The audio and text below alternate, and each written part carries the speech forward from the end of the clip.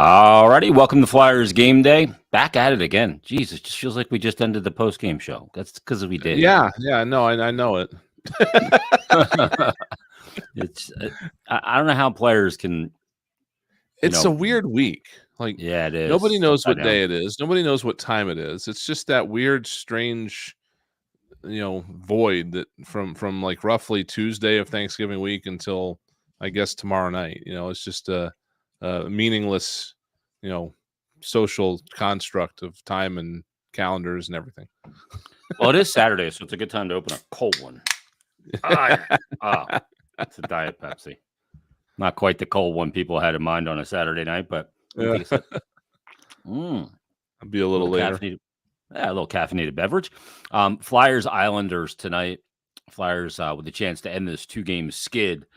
The last 2 games, Brian, they've put good pressure on opposition goaltenders. And, going back to the Ranger game yesterday, I was thinking about it last night. And the scoring opportunities, and I think listening to Torts, what he was mad about was that there wasn't, other players on the ice reading what they were doing properly, therefore covering for aggressive play. Like that's when Sanheim pinches on the second Zibanejad goal. I think the high winger there didn't read it and shade back and high to the middle, and therefore it was the odd man rush. And I think he saw way too much. I don't think he had a problem with the aggressiveness. I think he had a problem with the other players reading the aggressiveness and covering for it. Yeah. And you know what? I looking back on it and thinking about how the whole day played out, I don't think any of it happens in a vacuum. I think those 2 early goals affected the entire rest of the game, including things like that you wouldn't think they'd normally have an effect on. But once you're down like that and your mental psyche changes, then you start to see things different like that. I feel like, and not for nothing. It's one thing for a team to not back check well, not cover well, things like that. I think the Flyers definitely need to improve on what they did yesterday. But at the same time, some of that, at least a little bit, was caused by the New York Rangers and how well they're playing right now.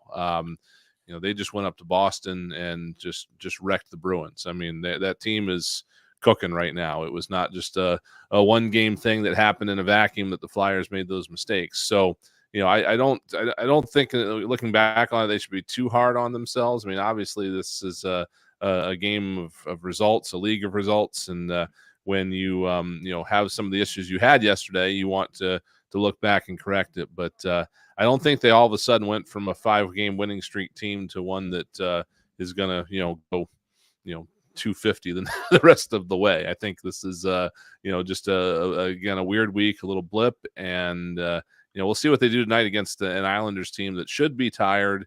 They're missing a key piece now on the blue line. We'll see where it goes. So, but it's I'm glad. I will say I'm glad that it's a back-to-back because a game like yesterday you want to kind of get out of your system pretty quick. It's funny because somewhere along the line, at least in Philadelphia, I don't know how it is in other cities. We don't live in other cities, so I don't care how it is either.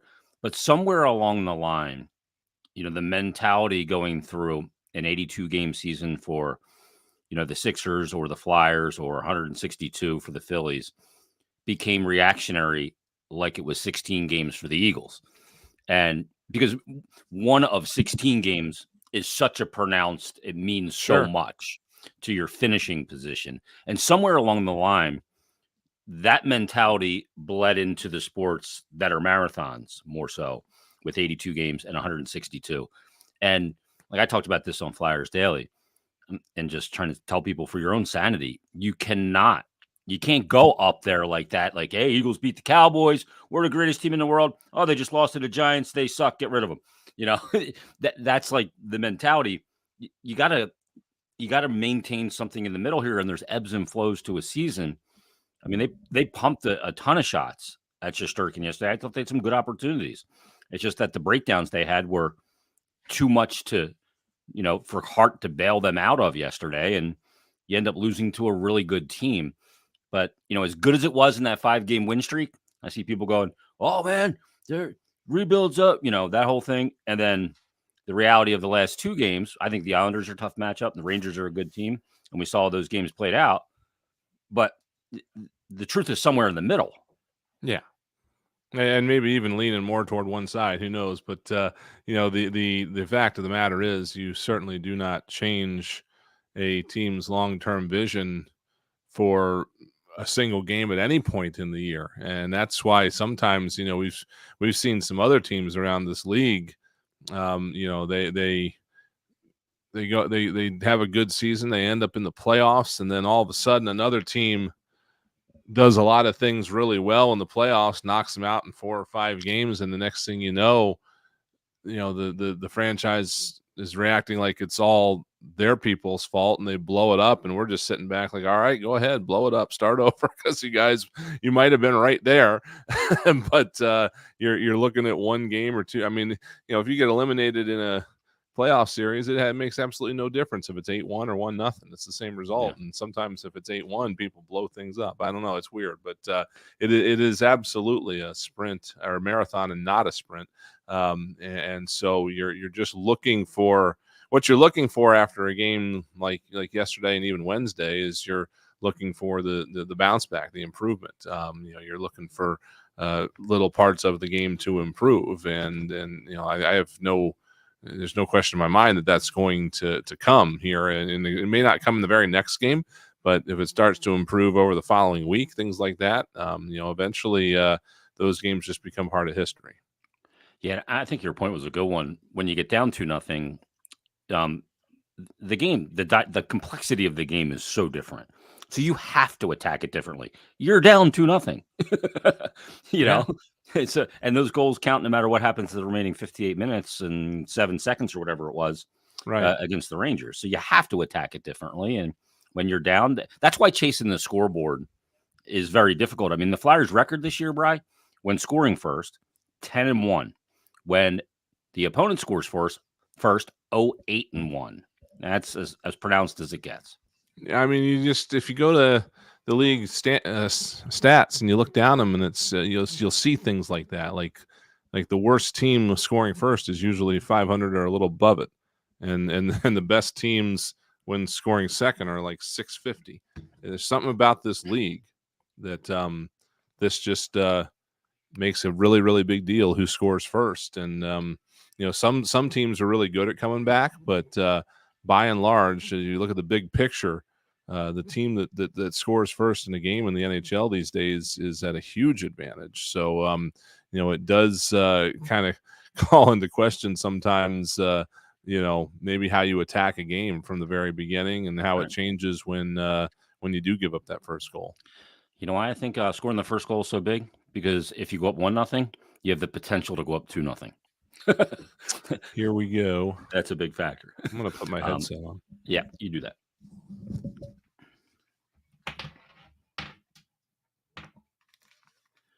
That's right. It is time for Philadelphia Flyers hockey once again. Yeah, we've been around a lot lately. 3 games in 4 days. 3 games in 4 nights. Yep. And we had one yesterday, and time is already blurry because of this Thanksgiving week. It's just one of those things. You wake up, like, what day is it? What time is it? It's when is it's fun to wear off. Yeah, exactly. But it is the Flyers and Islanders. We saw the Islanders just before Thanksgiving Wednesday night. Brian, I don't know what it is about this Islanders team. They're just a tough matchup, I think, for the Flyers. But there are some lineup changes. Flyers going to bring some size in, and Rasmus Ristolainen, Igor Zamula coming out, and Morgan Frost is going to come in for Bobby Brink. Yeah, it's going to be a bit of a different look here tonight, I think, than it was on Wednesday. Those 2 reasons right there are 2 of them, because you're going to get Ristolainen back in the lineup for the first time this season, and a little bit of a switch up front. Also on the Islanders side, Adam Pelech is out. I don't know what he did yesterday, but he's on long-term injury reserve, so it's going to be a while.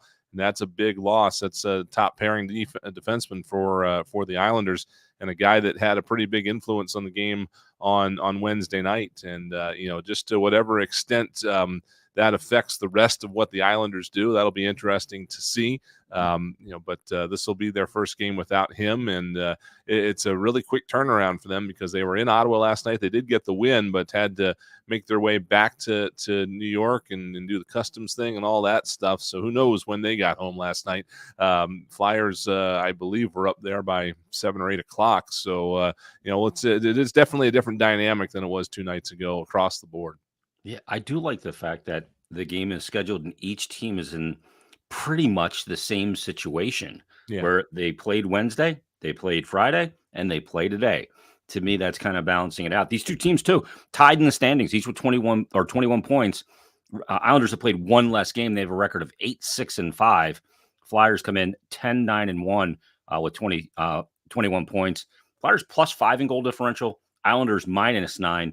But they're going to get Ilya Sorokin tonight, I would imagine, because Varlamov went last night and got the win. And they saw Sorokin on Wednesday. I think he was the difference in the game. Oh, You've absolutely. got to disrupt him.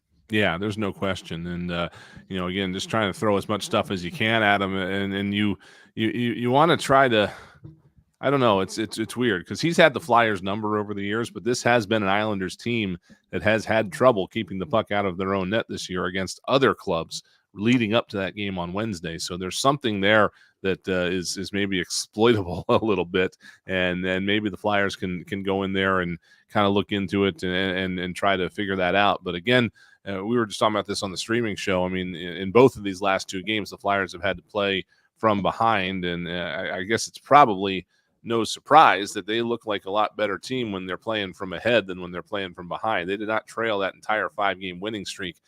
So that just goes to show you how important a good start is, and then we'll see if they can't come out and jump on them tonight.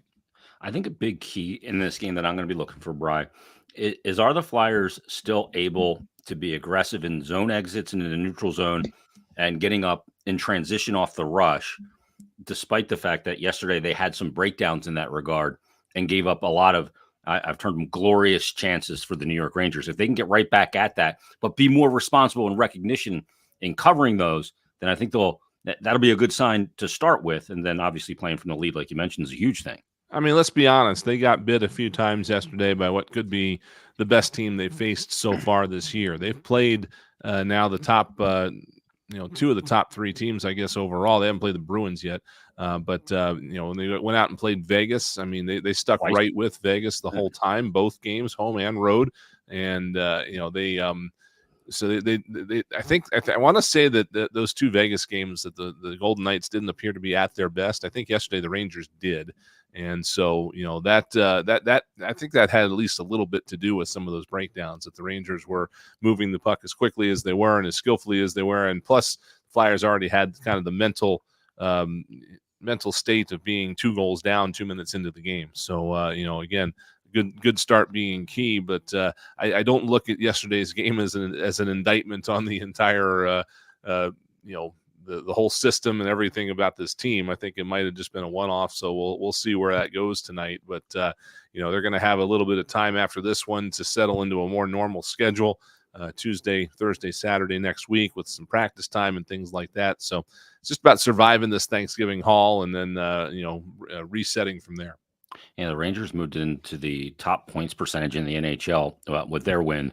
They're at 816. Bruins now at 775. The teams that are 3, 4, and 5, the Flyers, 2 of them they lost to and won against the Kings with the third highest points percentage. The Vegas Golden Knights with the 4th, and the Vancouver Canucks. The Flyers shut them out 2-0 at Wells Fargo Center. I think was that the home opener, if I recall.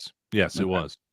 So some quality wins certainly on the schedule for the Flyers, but they need to bounce back tonight against this Islanders team. And boy, you got to trying to find a way to mitigate their size. That's a big thing with them. Well, it is. And, and again, with them losing Pelech, that's a big loss in the size column for them.